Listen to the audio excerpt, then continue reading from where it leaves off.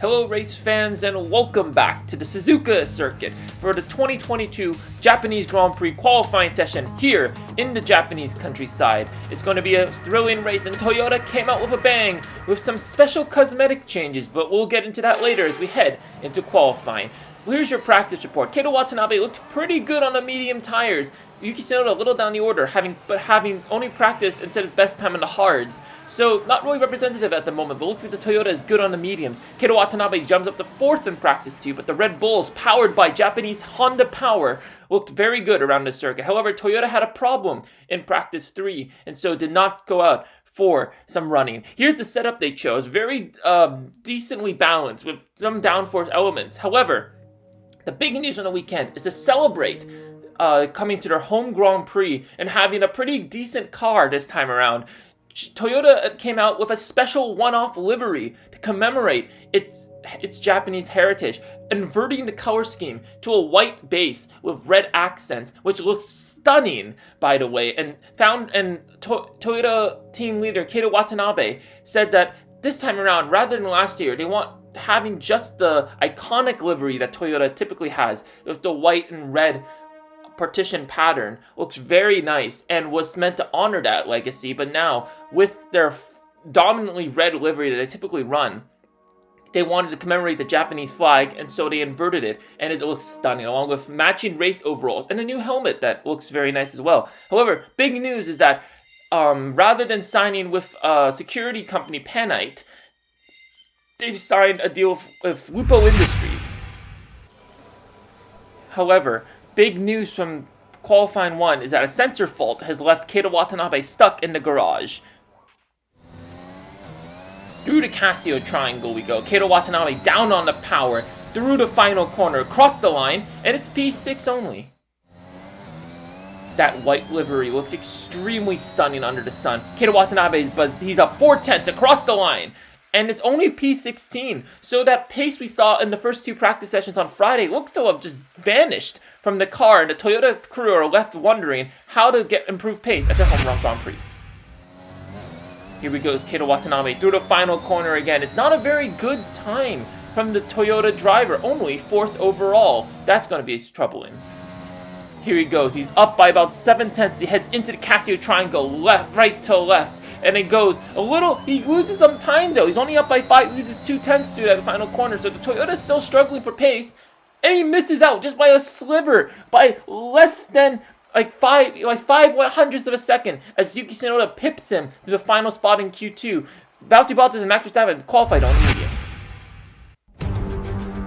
Welcome, hello race fans, and here we are in the Japanese countryside. Honda is the title sponsor for this Japanese Grand Prix. However, don't forget that Toyota is also on the grid this year around. Having gone through 1 year, can they get points this time around? Hopefully they can. That stunning white livery. Let's see what they can do. And here we are at Suzuka, Japan, here for the Japanese Grand Prix. And it's going to be a tight technical challenge. The only figure of 8 circuit on the calendar this year around. With some iconic corners like the center S's, spoon curve, and who can't forget the Casio triangle, which has seen many a collision here in the past. Let's see what they can do around this historic circuit. And here we are onto the grid. Valtteri Bottas looks to extend his championship lead. He's been having some consistent form ever since the poor first 2 races of the season. So what can he do to reignite the championship fight? But Max Verstappen continues to lead, and hopefully he can entertain in front of the home crowd with his Honda-powered engine. However, Keita Watanabe and Toyota pulled up all the stops to look good at their home Grand Prix. Let's see what they can do around this track. And here we go. Here's to the starting grid of the Japanese Grand Prix. And it's a front row lockout for Mercedes. Valtteri Bottas gets pole position. Lewis Hamilton starts P2. Valtteri Bottas will have start on the medium tires, so he'll look very punchy at the start. Leclerc's 3rd, Ricardo 4th, Sainz 5th, and Yuki Tsunoda gets promoted to P6 overall, along with Keita Watanabe up to 7th of engine penalties in the grid. Pierre Gasly 8th, Ocon 9th, and Sebastian Vettel 10th. Well, Perez down the order of an engine penalty 11th, Russell 12th, Sato 13th, and Raikkonen 14th. Alonso 15th, that's another engine penalty. Mick Schumacher 16th. That Alpine looks very, very hard on its reliability. Lance Stroll 17th, Nicholas Latifi 18th, Mazepin 19th, and Max Verstappen, our championship leader, way down the order with some engine penalties, along with Lando Norris and Antonio Giovinazzi. down at the bottom of the grid. Here we are. Here is our grid set. Some people out of position. So can they make up positions around this track? That's pretty difficult to overtake around. Let's see where we go.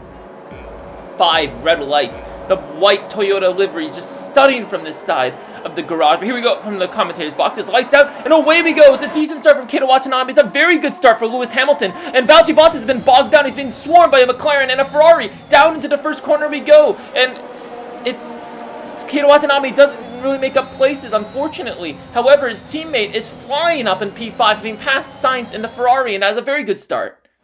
Let's look at the replay. You can see here. Keita Watanabe gets off to a decent start, and he's all over Carlos Sainz, but his teammate has just blocked his dive bomb, as you can see, into the first corner. But Yuki Tsunoda did get a very good start, and here's the replay from his perspective, so we can see the fight. You see, Valtteri Bottas just completely bogged down at the start of that race, and he gets passed, actually, by Charles Leclerc and the Ferrari. Lando Norris is very close, Daniel Ricciardo is very close to passing him as well.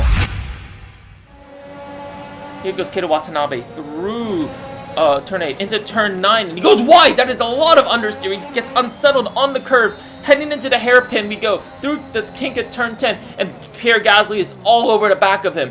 What can he do? He pokes a nose through the hairpin. He's side by side, but Watanabe gets a better traction, better grip. Although he started outside the top 10, Toyota decided to start on the soft compound tires because they don't fancy their chances on those medium tires. So what can he do? He goes wide to the initial turn into spoon curve. The second turn we go. Pierre Gasly is all up the inside. Watanabe is very wide. The Toyota's been struggling with downforce all weekend at this circuit, and Pierre Gasly is right alongside of him as they head down on the run towards 130R. Watanabe's gonna have to back out, and it's Pierre Gasly as Keita Watanabe pulls the outside move around 130R. That is a scintillating overtake. That was a pure speed and no DRS assistance yet. DRS is yet to be activated, but Keita Watanabe is going to be looking to try to extend that gap so that Pierre Gasly does not jump him. DRS now effective as we head on to lap 3, and now it's a battle of the Frenchman of Ocon trying to get past Pierre Gasly. Keita Watanabe goes wide again through turn 1 into turn 2, and Pierre Gasly is all up the side of it. What can he do? And there's contact! There's contact in the rear with Keita Watanabe in the front wing of Pierre Gasly, and the AlphaTauri driver will not like that, but Ocon makes it through. Let's look at the replay. You can see from the front wing cam a bit of incidental contact, I believe. We've seen how the Toyota is just very understeery this year around this circuit. However, Pierre Gasly is not going to really consider that, as he will have really just considered the fact that he's just been passed by the Alpine as well. Someone touch me. Yeah, not happy at all. And here we go, heading down into turn 8, into turn 9. He goes very wide again. He dips a wheel into the gravel. Can he go into turn 9? No, he gets a lot of understeer. He almost makes contact with Pierre Gasly again. And now Keita Watanabe is left completely vulnerable to the Red Bull of Sergio Perez down into the hairpin. Watanabe has the inside, but he dives a little too deep.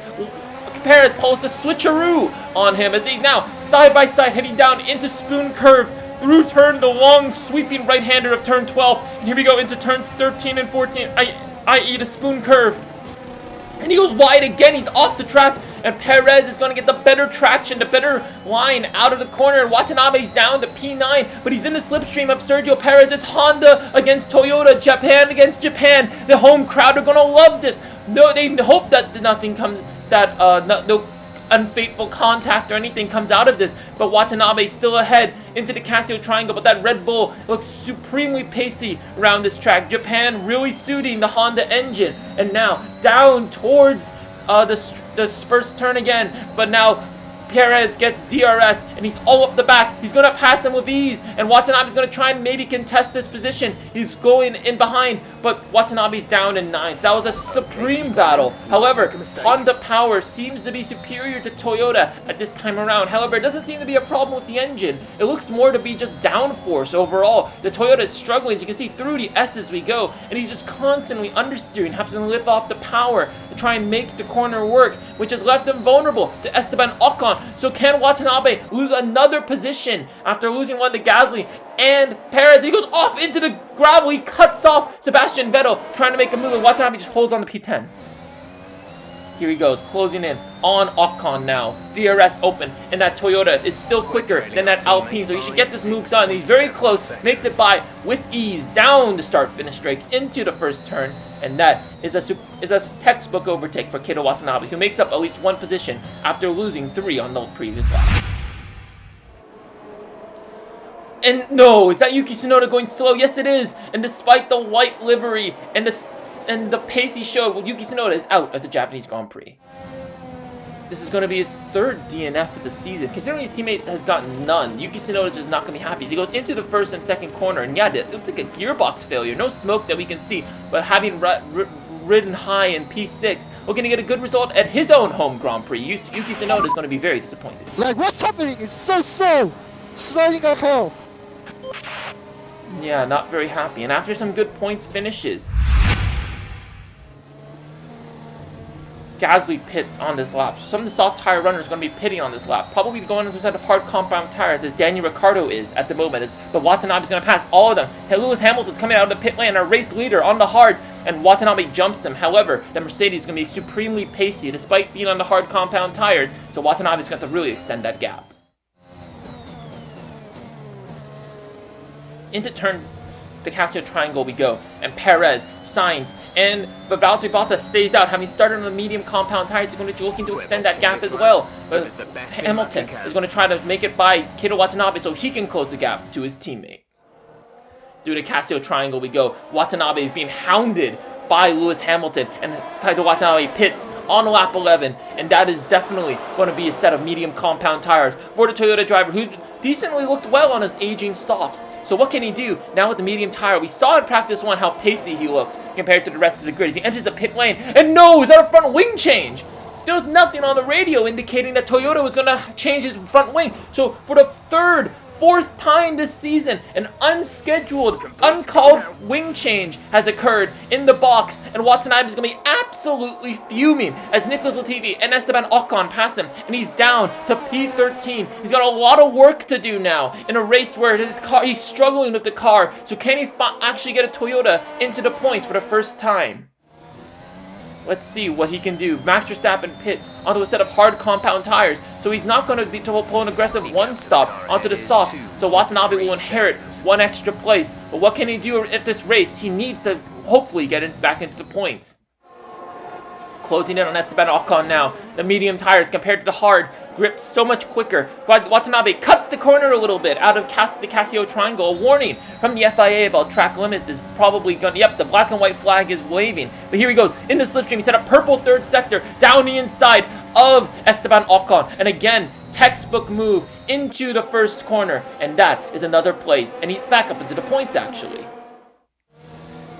Closing in on Sebastian Vettel, who's been completely delayed by Nicholas Latifi. Oh, Latifi enters the pit lane, and Vettel has to brake to avoid contact, and Watanabe gets pushed onto the grass. That's going to motivate him a little bit, but with dirty tires, can he get this move done before the corner? DRS and ERS deployed around the outside of the Aston Martin of Sebastian Vettel, and Watanabe's up into 8th place, but he's constantly getting that understeer still as he goes through the corner to the center S's, another curve, and there's a contact. Oh, there's contact, and the Aston Martin Sebastian Vettel is turned around, and Watanabe loses it a bit from that contact.